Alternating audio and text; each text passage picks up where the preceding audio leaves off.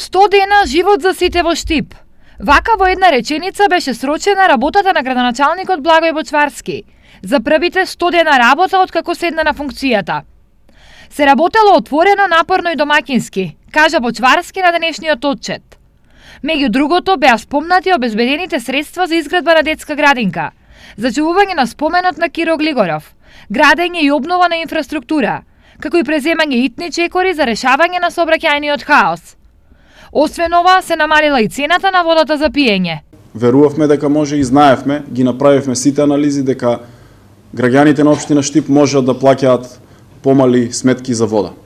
И тоа го ветивме дека треба да биде 10% намалување, за кое што после направените анализи успеваме да дојдеме до 5% намалување на цената на водата за 2018 година и уште 5% намалување на водата за 2019 година. Со тоа целосно ќе го исполниме нашето предизборно ветување кое што го дадовме пред граѓаните.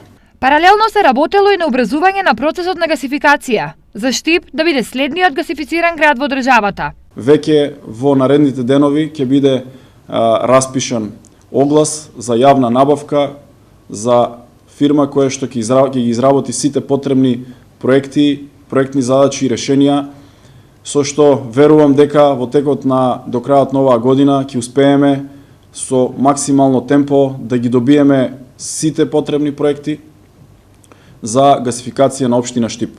И убеден сум дека за една година од сега општина Штип и ние граѓаните ќе бидеме сведоци на поставување на првата гасоводна цевка. Напорно се работело и на изградба на брана на реката Отиња.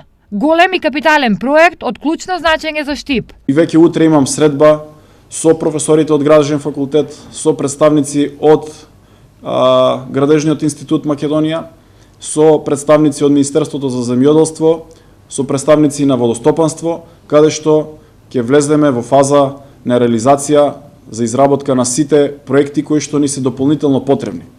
Проект имаме во изработен пред 10 на 12 години, но тој проект треба да се ревидира, да се доведе во фаза во која што ќе може да се издаде градежно одобрение. Меѓу реализираното изминатиот период се спомна и планот за јавен градски превоз, подготовката на прифатилиште за бездомни животни, активно учество на дебати, како и постапка за формирање на солидарен фонд во Штип.